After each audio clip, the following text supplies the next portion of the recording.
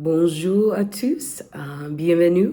Je vais lire le premier chapitre de Jean dans la Bible du Nouveau Testament. La version 50-21. Et s'il vous plaît, pardonnez-moi si les prononciations ne sont pas toujours bien. D'accord. Et après la version française, je vais lire en anglais. Welcome everybody to the channel. I'll be reading with the first chapter of John in French first and then in English. Soyez bénis, be blessed. Au commencement, la parole existait déjà. La parole était avec Dieu et la parole était Dieu. Elle était au commencement avec Dieu. Tout a été fait par elle, et rien de ce qui a été fait n'était fait sans elle. En elle, il y avait la vie, et cette vie était la lumière des êtres humains. La lumière brille dans les ténèbres, et les ténèbres ne l'ont pas accueillie. Il y eut un homme envoyé par Dieu. Son nom était Jean. Il vint comme témoin pour rendre témoignage à la lumière afin que tous croient par lui. Il n'était pas la lumière, mais il vint pour rendre témoignage à la lumière. Cette lumière était la vraie lumière qui, en venant dans le monde, éclaire tout être humain. Elle était dans le monde et le monde a été fait par elle. Pourtant, le monde ne l'a pas reconnue. Elle est venue chez les siens et les siens ne l'ont pas accueillie.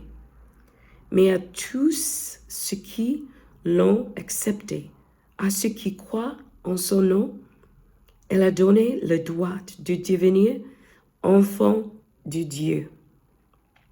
Puisqu'ils sont nés non du fait de la nature, ni par une volonté humaine, ni par la volonté d'un mari, mais qu'ils sont nés de Dieu. Et la parole s'est faite homme. Elle a habité parmi nous, pleine de grâce et de grâce. Et nous avons contemplé sa gloire, une gloire comme celle du Fils unique, venu du Père. Jean lui a rendu témoignage et s'est écrié, c'est lui à propos duquel j'ai dit, celui qui vient après moi m'a précédé, car il était avant moi. Nous avons tous reçu de sa plénitude, et grâce sur grâce. En effet, la loi a été donnée à travers Moïse, mais la grâce et la vérité sont venues à travers Jésus-Christ. Personne n'a jamais vu Dieu, le Fils unique, qui est dans l'intimité de Dieu, et celui qui l'a fait connaître. Voici les témoignages de Jean lorsque les Juifs envoyèrent de Jérusalem des prêtres et des Lévites pour lui demander, « Toi, qui es-tu » Il déclara, et sans restriction, affirma, « Moi, je ne suis pas le Messie. » Ils lui demandèrent, « Qui es-tu donc? Es-tu Élie » Et il dit, « Je ne le suis pas. » « Es-tu le prophète? » Et il répondit, « Non. » Ils lui dirent, « Alors, qui es-tu? Nous devons donner une réponse à ceux qui nous ont envoyés. Qui dis-tu de toi-même? Moi, dit-elle, je suis la voix de celui qui crie dans le désert. Rendez le chemin du Seigneur droit. Comme l'a dit le prophète Isaïe, ceux qui avaient été envoyés étaient des pharisiens. Ils lui posèrent encore cette question. Pourquoi donc baptises-tu si tu n'es ni le Messie, ni Élie, ni le prophète? Jean leur répondit, moi, je baptise d'eau, mais au milieu de vous se trouve quelqu'un que vous ne connaissez pas. Il vient après moi, mais il m'a précédé.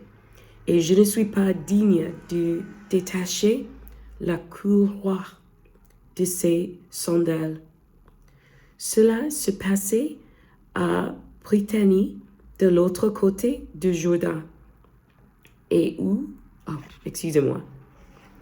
cela, verset 28. Cela se passait à Bethanie, de l'autre côté du Jourdain, où Jean baptisait. Le lendemain, il vit Jésus s'approcher de lui et dit, « Voici l'agneau de Dieu qui enlève le péché du monde. » Je vais répéter.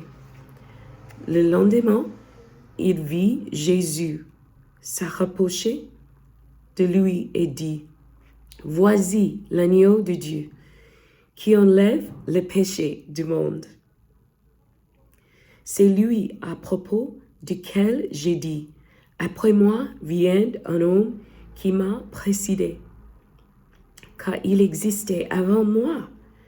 Pour ma part, je ne le connaissais pas, mais c'est afin de le faire connaître à Israël que je suis venu baptiser d'eau. » Jean rendit aussi ce témoignage. J'ai vu le Saint-Esprit descendre du ciel comme une colombe et s'arrêter sur lui. Je ne le connaissais pas, mais celui qui m'a envoyé baptiser d'eau m'a dit, celui sur qui tu verras l'Esprit descendre et s'arrêter, c'est lui qui baptisait du Saint-Esprit. Et moi, j'ai vu et j'atteste qu'il est le Fils de Dieu. Le lendemain, Jean était encore là avec deux de ses disciples. Il vit Jésus passer et dit, « Voici l'agneau de Dieu. » Les deux disciples entendirent prononcer ces paroles et suivirent Jésus. Jésus se retenira et, voyant qu'ils le suivaient, il leur dit, « Qui cherchez-vous » Ils lui répondirent, « Rabbi », ce qui signifie « Maître ». « Où habites-tu » « Venez lire » dit-il, et voyez. Ils y allèrent donc virent où habitait et restèrent avec lui ce jour-là. C'était environ 4 heures de l'après-midi. André, le frère de Simon-Pierre, était l'un des deux qui avait entendu les paroles de Jean et qui avait suivi Jésus. Il rencontre d'abord son frère Simon et lui dit, « Nous avons trouvé le Messie, ce qui correspond à Christ. » Et le conduisit vers Jésus. Jésus le regarda et dit, tu es Simon, fils de Jonas, tu seras appelé Cépha, ce qui signifie Pierre. Le lendemain, Jésus décida de se rendre en Galilée. Il rencontre Philippe et lui dit, suis-moi. Philippe était de Bethsaida, la ville d'André et de Pierre. Philippe rencontre Nathanaël et lui dit, nous avons trouvé celui qui Moïse a décrit dans la loi et dont les prophètes ont parlé, Jésus de Nazareth, fils de Joseph. Nathanaël lui dit, peut-il sortir quelque chose de bon de Nazareth? Philippe lui répondit, viens et vois. Jésus vit Nathanaël s'approcher de lui et dit de lui, voici vraiment un Israélite en qui il n'y a pas de ruse. D'où me connais-tu? Lui dit Nathanaël. Jésus lui répondit, avant que Philippe t'appelle, quand tu étais sur le figuier, je t'ai vu. Nathanaël répondit, Maître, tu es le Fils de Dieu, tu es le roi d'Israël. Jésus lui répondit, parce que je t'ai dit que je t'ai vu sur le figuier. Tu crois? Tu verras de plus grandes choses que celles-ci. Il ajouta, en vérité, je vous le dis, vous verrez désormais le ciel ouvert et les anges de Dieu monter et descendre au-dessus du Fils de l'homme. Les versets clés sont les versets au début 29 à 34. C'est le verset clé. Alors, je vais lire en anglais. This is John chapter 1 in the New Living Translation. In the beginning, the Word already existed.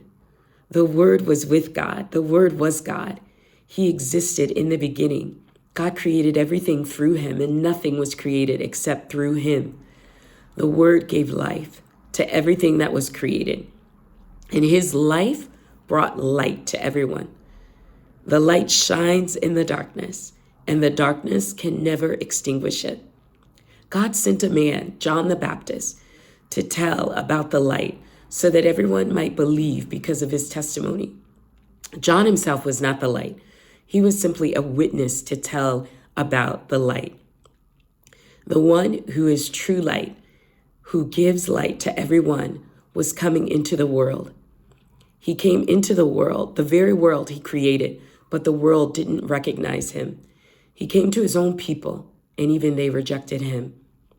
But to all who believed him and accepted him, he gave the right to become children of God. They are reborn, not with a physical birth, resulting from human passion or plan, but a birth that comes from God. So the Word became human and made his home among us. He was full of unfailing love and faithfulness, and we have seen his glory, the glory of the Father's one and only Son. John testified about him when he shouted to the crowds, "This is the one I was talking about, when I said, 'Someone is coming after me who is far greater than I am, for he existed long before me.' From his abundance we have received one gracious blessing after another. For the law was given through Moses, but God's unfailing love and faithfulness came through Jesus Christ. No one has ever seen God, but the unique one, who is himself God, is near to the Father's heart. He has revealed God to us. This is John's testimony when the Jewish leaders sent priests to temple assistants. When the Jewish leaders sent priests and temple assistants from Jerusalem to ask John, "Who are you?" He came right out and said, "I am not the Messiah." "Well then, who are you?" they asked. "Are you Elijah?" "No," he replied. "Are you the prophet we are expecting?" "No." "Then who are you?" "We need an answer for those who sent us." "What do you have to say about yourself?" John replied in the words of the prophet Isaiah, "I am a voice shouting in the wilderness, 'Clear the way for the Lord's coming.'"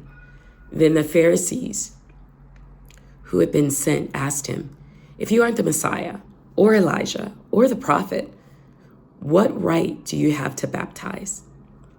John told them, "I baptize with water, but right here in the crowd is someone you do not recognize.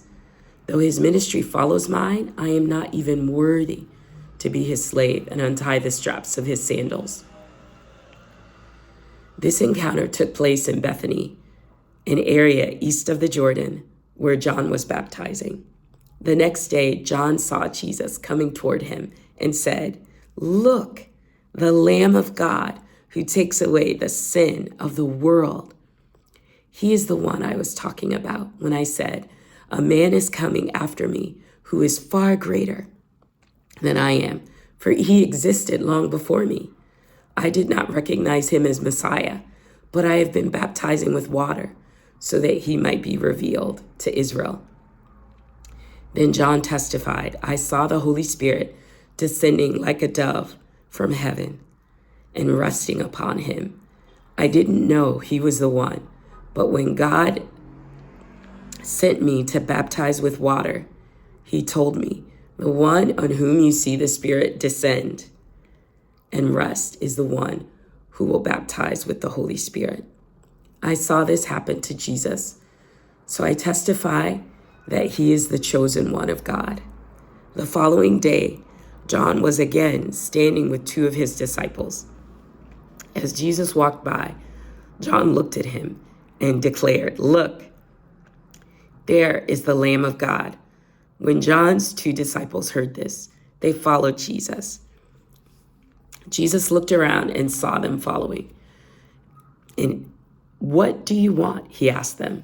They replied, "Rabbi," which means teacher, "where are you staying?" "Come and see," he said. It was about 4:00 in the afternoon when they went with him to the place where he was staying, and they remained with him the rest of the day. Andrew, Simon Peter, was one of these men who heard what John said and then followed Jesus. Andrew went to find his brother Simon and told him, "We have found the Messiah," which means Christ. Then Andrew brought Simon to meet Jesus.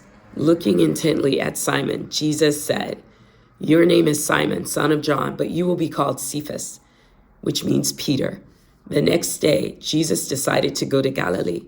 He found Philip and said to him, "Come, follow me." Philip was from Bethsaida, Andrew and Peter's hometown. Philip went to look for Nathanael and told him, "We have found the very person Moses and the prophets wrote about. His name is Jesus, the son of Joseph from Nazareth." "Nazareth?" exclaimed Nathanael. "Can anything good come from Nazareth?" "Come and see for yourself," Philip replied.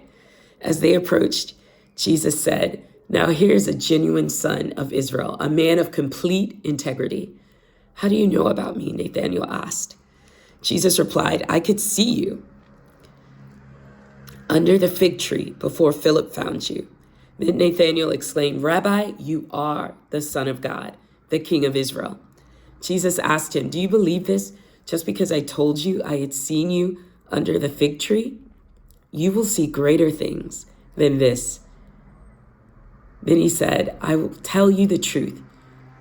You will all see heaven open and the angels of God going up and down on the Son of Man, the one who is the stairway between heaven and earth. Have a blessed day. Soyez bénis. Et voyez la boîte de la description. Il y a une prière pour tous. There is a prayer in the description box. So just look under the video. Thank you. Be blessed.